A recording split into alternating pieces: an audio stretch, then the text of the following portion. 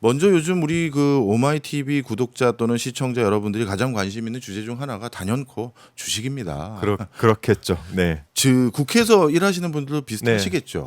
사실 이제 국회에서 일을 하다 보니까 이제 저희가 선출직 공무원이라 주식을 못 하잖아요. 그렇죠. 문제도 많이 생기고 뭐 물론 이제 비트코인 이런 것들도 아예 손을 댈 수가 없는데 대통령님께서 직접적으로 ETF 가입해라 예. 하자. 예. 그래서 저도 이제 머뭇거리다가 네. 이제 저도 이제 시작을 했어요. 뭐 큰 금액은 아닙니다. 네. 그러니까 많은 의원들께서 지금 현재 ETF에 가입을 하고 계십니다. 그러다 보니 자연스레 주식 상황을 좀 보게 되고 그렇게 되죠. 네. 뭐 서로 이야기도 좀 나누게 되고 예. 그렇게 됩니다. 네. 자, 그런데 이 잘 나가던 고공행진하던 우리 코스피가 6,300선 근처를 넘어가면서 기대감이 더 커졌는데 네. 이 중동 사태로 인해서 지금 5,000대 초반까지 내려앉은 상황입니다. 네, 네. 이거 자칫 하다가 다시 5,000도 깨지는 거 아닌가 걱정까지 하고 있는 상황인데요. 네. 이 중동 사태 여파 앞으로 더 크게 우리가 영향을 미칠 거라고 봐야 할까요? 그러니까 예전 사례들을 좀 살펴보긴 해야 될 텐데요. 그러니까 이게 지난 이제 9.11 테러라든지 아니면은 뭐 글로벌 금융 위기가 있었던 이 두 시기를 보면은 제가 9.11 테러 때는 직접 근무를 하고 있었거든요. 시장에. 네. 그 당시에 한 12, 15 정도 이렇게 15% 정도 빠지고 회복을 하는데 얼마 걸리지가 않았습니다. 그때는 이제 심리적인 위축이 있었던 거죠. 네. 근데 IMF 상황을 보면 근 40% 이상 빠졌거든요. 그랬죠. 그때는 전반적인 금융 시스템이 붕괴됐기 때문에 네. 크게 빠졌습니다. 지금 이제 지금 그 미국과 이란의 뭐 일종의 전쟁 상황들을 고려해 봤을 때 9.11 테러 수준 정도까지 지금 현재 빠져 있는 상황이고 두 번째는 1년도 채 안 되는 시간 동안에 주식시장은 120% 이상 성장을 했단 말이죠. 네. 그러니까 조정 국면을 맞는 일종의 이유가 된 것 같기도 하고요. 그리고 중동 사태는 물론 이제 주식 시장을 위축시키는 계기가 될 겁니다. 우리 시장 자체가 뭐 외국인 거래도 상당히 많고 전체 한 30% 가까이 되지 않습니까? 그리고 여기다가 뭐 파생 상품이나 반도체 비중도 상당히 좀 높은 편이어서 네. 결국 유가를 좀 보기는 해야 될 것 같아요. 유가가 미치는 영향. 뭐 유가가 폭등 가능성이 생기면 이로 인해서 금리 인하도 뭐 좀 지연이 될 테고 네. 금리 인하 지연 자체가 뭐 궁극적으로는 이제 뭐 그 전반적인 그 소비 위축이라든지 또 이제 환율 급등에도 영향을 좀 미치게 될 것 같고 그래서 지금 상황에서라면은 오늘 5,100 정도 되는 것 같은데요. 네. 조금 더 조정을 좀 받지 않을까 생각하면 저는 한 4,500에서 5,200 사이에서 이 네. 박스권을 형성하고 계속 뭐 그 상태에서 좀 조정을 어이구. 단기간 내에 받지 않을까라는 생각은 좀 해봤습니다. 네. 말씀 듣고 보니까 이 중동 사태로 인해서 단순히 코스피 지수뿐만 아니라 네. 기준금리의 행보 그리고 환율 그리고 유가 등등까지 다양한 전방위적인 경제적 악재로 작용할 가능성이 크다. 이렇게 우리가 진단해야 될 것 같은데 네, 네. 그렇다면 문제는 이번 전쟁의 장기화 여부가 우리 경제에 얼마나 치명상을 줄 수 있느냐 이걸로 귀결될 것 같은데 네. 장기화될 거라고 보십니까? 그러니까 이것도 이제 기존에 있었던 사례들을 보고 좀 저희가 추측을 해볼 수밖에 네. 없잖아요. 저는 이제 경제 전문가라기보다는 정치인이기 때문에. 근데 2020년에 미국과 이란이 충돌했을 때 그리고 2022년에 이제 우크라이나 전쟁 초기 상황을 봤을 때 대부분 이제 한 8주 내에 뭐 좀 반등을 하는 그 성향들을 계속 보여왔습니다. 그리고 이제 트럼프 대통령도 이야기하기 4주에서 6주 정도 걸릴 거다. 이렇게 이야기를 하고 있기 때문에 지금 앞으로 향후 한 2달 정도로 좀 지켜봐야 될 텐데 뭐 그 정도 내에서는 저희가 좀 반등의 기미가 좀 있지 않을까 싶은데 6개월을 넘어섰을 때가 이제 큰 네. 문제가 될 것 같습니다. 네. 사실 우리 의원님께서 진단해 주신 것처럼 단기적으로 분명 경제는 어마어마한 악재입니다.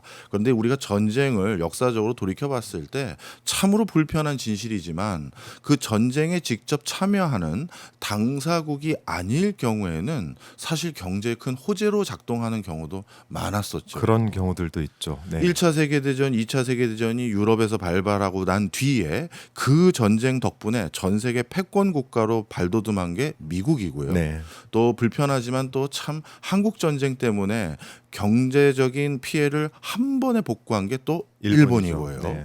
또 안타깝게도 우리도 어쩔 수 없이 한번 경제적으로 잘 먹고 잘 살아보자를 선택하기 위해서 네. 베트남전에 참전한 뒤로 경제적 수혜를 일부 받았던 것도 사실이긴 합니다. 네네 맞습니다. 그래서 이 이란 전쟁도 직접적으로 우리에게 피해를 주는 요소도 있긴 있습니다만 또 호재로 작동할 수 있는 부분도 있기 때문에 무조건 겁만 낼 것이 아니라 우리가 면밀한 분석이 필요할 것 같은데요. 정작 이번 주에요. 우리나라, 미국, 중국에서 주요 경제 지표가 발표되게 될 예정들입니다. 네네 그렇죠.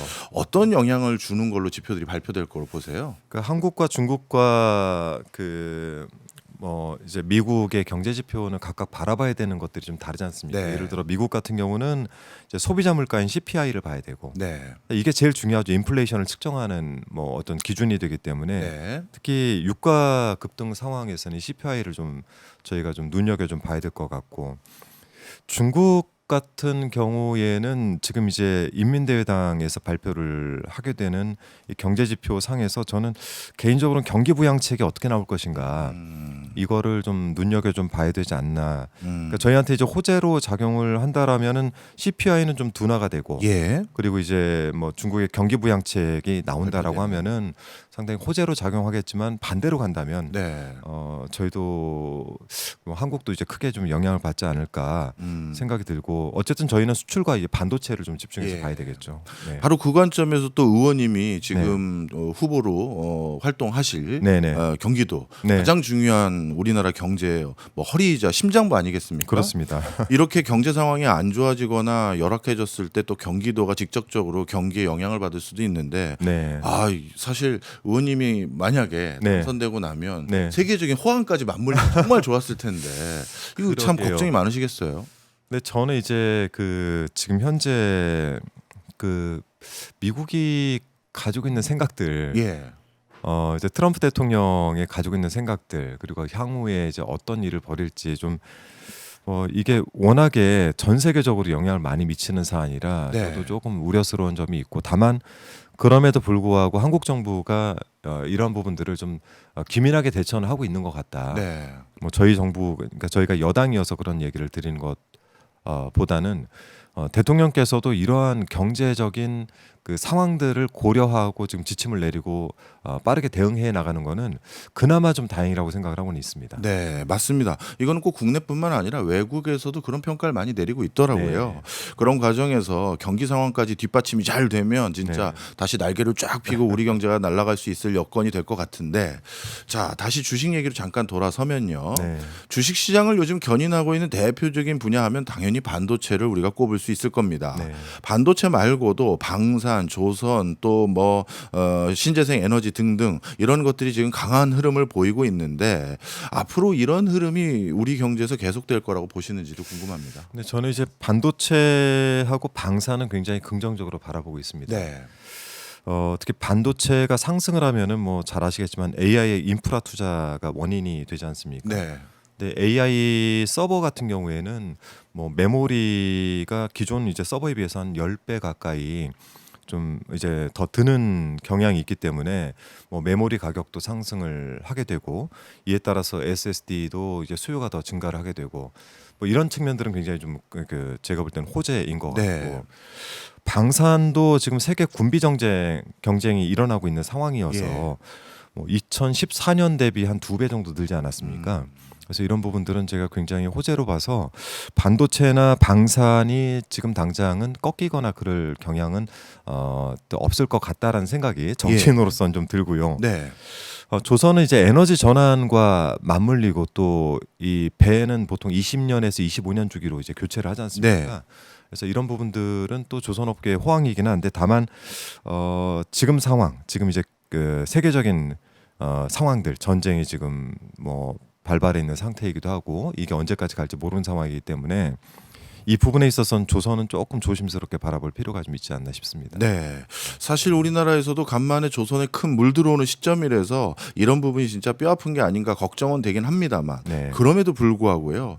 호르무즈 연안에서 일어나고 있는 이 불확실성 속에서 네. 조선은 악영향이지만 그 중동에 지금 사용되고 있는 천공 2, 이 네, 천공 네. 2가 큰 활약을 보이고 있다는 소식이 네. 들립니다. 네. 이런 흐름은 앞서 긍정적으로 전망하신다는 방산 산업에 네. 호재로 작용하겠죠.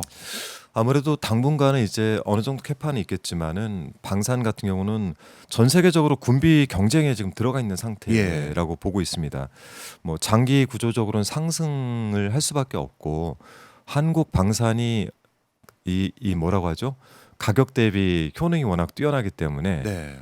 그래서 지금 뭐 수출에 있어서는 제가 볼 때 당분간은 좀 뭐 방산 쪽은 괜찮지 않을까. 한 5년에서 한 10년 정도 성장 산업으로 바라보고 있습니다. 5년에서 10년 정도면 뭐 투자자뿐만 아니라 우리 네. 경제의 낙수 효과도 확실한 그런 분야가 될 것 같은 다만 제가 생각이 경제학자는 아니기 때문에 들으시는 분들은 정치인이라는 점을 좀 감안해 아유, 주십시오.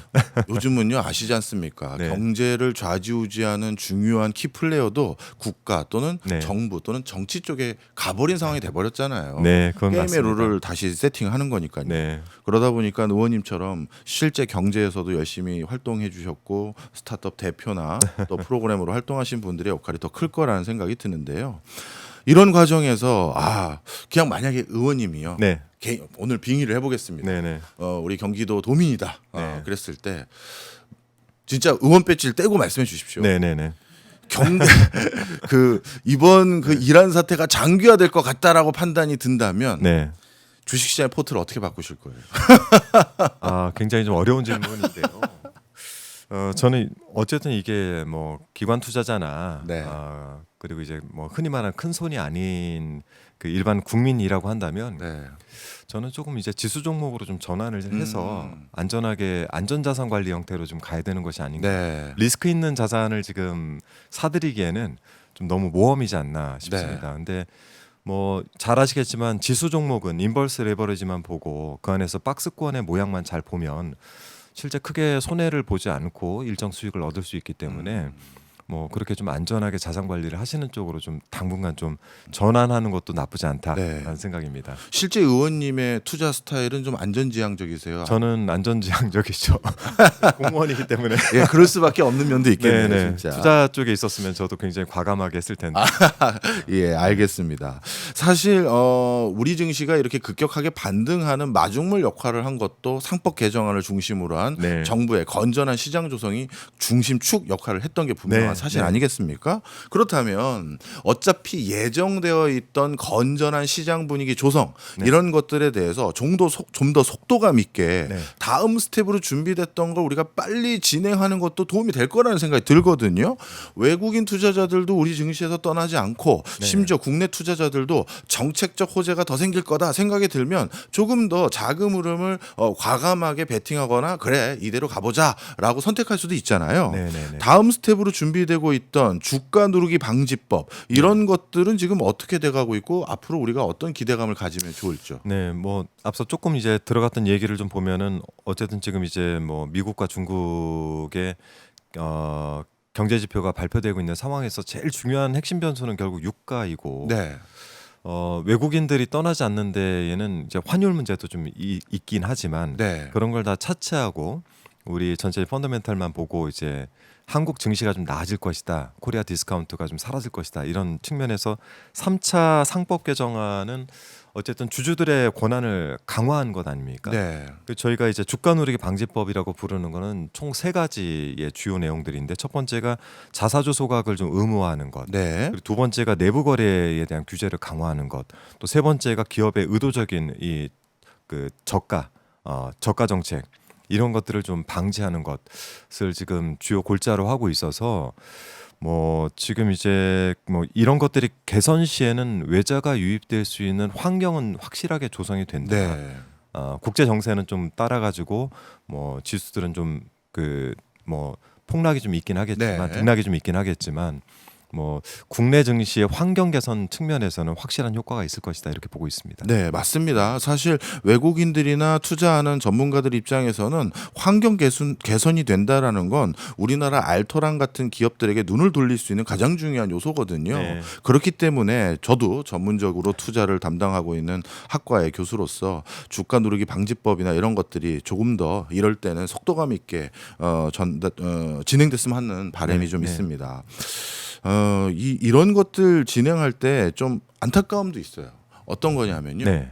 의원님들이나 네. 이런 분들에게 이런 것들이 가지는 중요성을 전달하려고 하면 아, 예. 의원님들이 또 나이 드신 분이 좀 네. 있지 않습니까? 네. 그러다 보니까 이 주식 투자에 대한 선입견이 있는 분들도 왕왕 계세요. 저도 이제 항상 주식 시장을 바라보면서 이제 선입견도 있고 실제 그런 위험성도 있지 않습니까? 있죠, 있죠. 장이 좋아지면 자꾸 미수 네, 비율이 자꾸 높아져요. 그렇죠. 위험합니다. 그러니까 네. 특히 지금같이 국제 정세가 불안할 때는 이게 미수를 고민하시면 안 됩니다. 절대. 그럼요. 자기 자산 내에서 어느 정도 투자할 수 있는지 좀 이런 이제 포트폴리오를 좀 개인적으로 가지고 계셔야 돼서 뭐 그런 부분들은 좀 걱정이지만 아무튼 주식 시장 자체가 이제는 그 투기가 아니라 그 투자의 한 수단으로서 자리매김해 가야 되는 그래야죠. 거죠. 예.